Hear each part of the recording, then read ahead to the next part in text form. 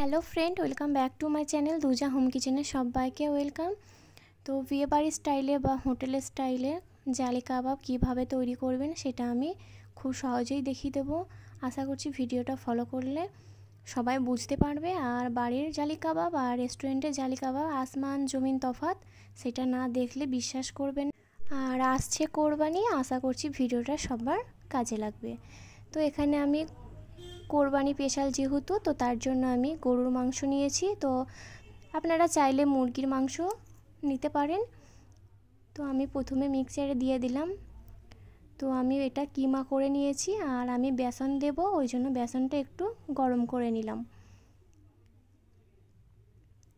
তো তারপর আমি দিয়ে দিলাম আদা রসুন পেস্ট, তারপরে দিয়ে দিলাম পেঁয়াজ কুচি, কাঁচা লঙ্কা কুচি, হলুদ গুঁড়ো, জিরে গুঁড়ো, লঙ্কা গুঁড়ো আর লবণ স্বাদ অনুযায়ী।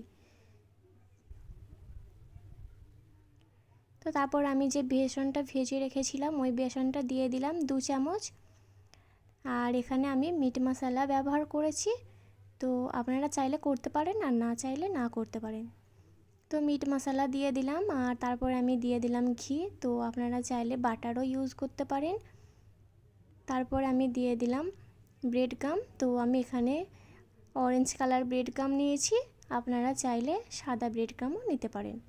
তো তারপর আমি একটা ডিম দেব, তার জন্য ডিমটা আমি ভালো করে ফাটিয়ে নিলাম। আর ডিমটা আমি সবটা দিইনি, তো আপনাদের যদি মাংসের পরিমাণটা বেশি হয় তো আপনারা গোটা ডিম দেবেন।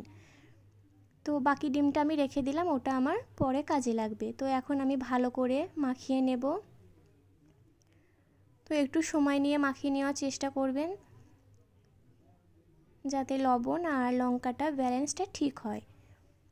তো আমার মাখিয়ে নেওয়া কমপ্লিট হয়ে গেছে, আমি 10 মিনিটের জন্য রেখে দিয়েছি। তো 10 মিনিট পর ফিরে এলাম আর এখন আমি গোল গোল করে নেব। তো আপনারা চাইলে আপনাদের পছন্দ মতো শেপ দিয়ে নিতে পারেন। তো তারপর আমি গোল করে নেওয়ার পর এখন আমি ব্রেড গাম নিয়েছি, তো ব্রেড গামে আমি ভালো করে সেট করে নিচ্ছি। তো আপনারা চাইলে বিস্কুটের গুঁড়ো ব্যবহার করতে পারেন এখানে। তো আমি এইভাবে সবগুলো তৈরি করে নেব। আর খাওয়ার পর পুরো রেস্টুরেন্টের স্বাদই পেয়েছি, সেটা না তৈরি করলে আমি বুঝতেই পারতাম না। আর বাড়ির জালি কাবাব আর রেস্টুরেন্টের জালি কাবাবের যে পার্থক্যটা, সেটা যদি না তৈরি করেন তাহলে বুঝতেই পারবেন না যে কোন টিপসটা ফলো করলে এইভাবে মুচমুচে হবে আর অনেকক্ষণ মুচমুচে ভাবটা থাকবে। তো এইভাবে আমি সবগুলো করে নেব।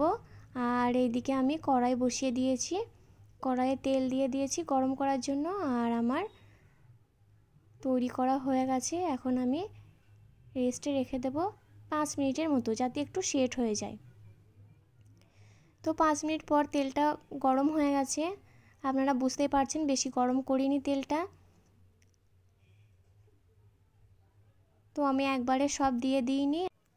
তো একদিকটা আমার ভাজা কমপ্লিট হয়ে গেছে, এখন আমি উল্টে দেব আর দু সাইডটাই আমি ভালো করে ভেজে নেব। তো আমার ভাজা ডান, এখন আমি তুলে নেব।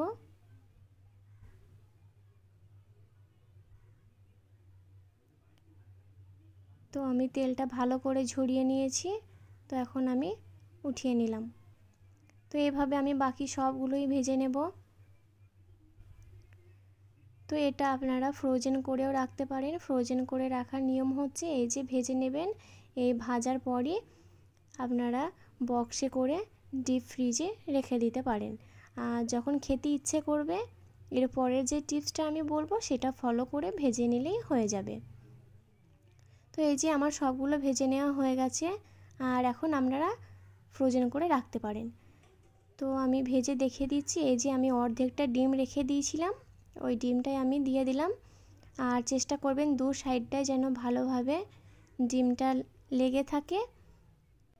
তো এই ছোট ছোট টিপসগুলো ফলো করলে আপনারাও বিয়েবাড়ি বা রেস্টুরেন্টের মতো জালি কাবাব তৈরি করে নিতে পারবেন। তো এইভাবে আমি সবগুলো ডিমে লাগিয়ে ভেজে নেব।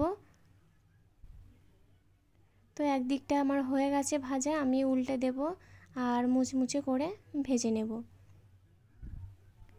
তো প্লিজ বাড়িতে একবার হলেও তৈরি করে দেখতে পারেন এই জালি কাবাবটা। আশা করছি ভিডিওটা সবার ভালো লেগেছে। ভিডিওটা যদি ভালো লাগে অবশ্যই লাইক করবেন, আর যারা আমার চ্যানেলে নতুন চ্যানেলটি সাবস্ক্রাইব করবেন, আর নেক্সট ভিডিও কি দেখতে চান অবশ্যই কমেন্টে জানাবেন। তো আমার ভেজে নেওয়া হয়ে গেছে, এখন আমি তুলে নেব। আর আপনারা দেখে বুঝতেই পারছেন যে কতটা ক্রিস্পি আর টেস্টি হয়েছে। তো এটা অনেকক্ষণ মুচমুচে থাকবে, এভাবে আপনারা তৈরি করে দেখতে পারেন। তো ভালো থাকবেন সবাই, আল্লাহ হাফেজ, আসসালামু আলাইকুম।